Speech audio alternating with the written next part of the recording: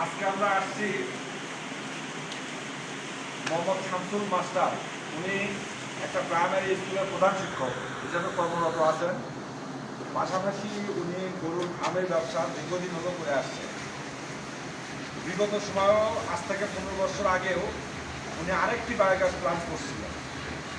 সেই প্ল্যান্টটি তার প্রযোগ বাড়িতে বর্তমানে এখনও আছে, কিন্তু উনি বায়োগ্যাস প্ল্যান্টের ব্যাপক পরিমাণে সুবিধা পাওয়ার প্রেক্ষিতে পুনরায় আবার একটি বায়োগ্যাস প্ল্যান্ট স্থাপন করে দিচ্ছে নিজের এবং পাড়া প্রতিবেশী ব্যবহার করার জন্য। এখান থেকে মোট 6টি চুলা জ্বলবে। এইভাবে 4.8 একটি প্ল্যান্ট করে দেওয়া আছে। তো এটাতে আসলে উনি বরাবরই সুবিধা পাচ্ছে এবং এই সুবিধাটা দীর্ঘদিন পায় আসছে। এই প্রয়াসে আগামীতে উনি আরেকটি 100 ঘনমিটারের একটা বায়োগ্যাস প্ল্যান্ট করবে বলে ওনার মতামত ব্যক্ত করছেন।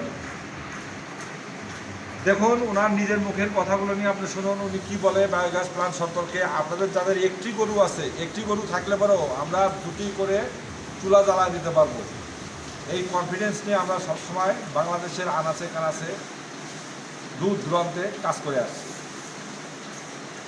বায়োগ্যাসের চাপ দিন দিন মানুষের কাছে বেড়ে চলছে। তথাকথিত সময়ে আমাদের বাংলাদেশে আমরা শুধু প্রাকৃতিক গ্যাসের উপর নির্ভর করি। প্রাকৃতিক গ্যাসটা আমরা নষ্ট করে ফেলছি, পাশাপাশি গ্যাসটা আমরা ব্যবহার করছি না। আমরা যদি সচেতন ব্যক্তিরা তাদের একটি বা দুটি গরু থেকে বায়োগ্যাস প্ল্যান্ট করে নেই, তাহলে প্রাকৃতিক গ্যাসের উপর চাপটাও কমে আসবে, তথা আমাদের ব্যয়ও অনেক সাশ্রয় হবে। সুতরাং একটি বা দুটি গরু যদি থাকে, বছরে 24,000 টাকা শুধু হচ্ছে বায়োগ্যাস প্ল্যান্টের গ্যাস থেকে তার সেভ হবে। পাশাপাশি জৈব সার তার আরও 10,000 আসবে।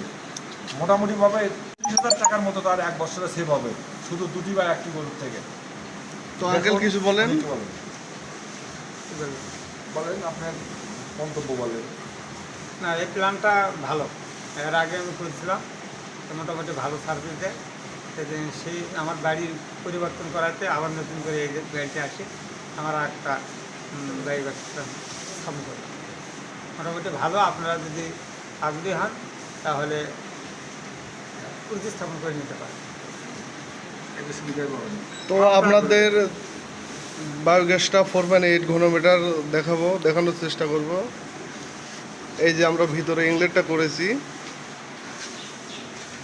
এই যে আমাদের পকেটের মাথা, গরুর ফার্ম থেকে গোবর বার হবে।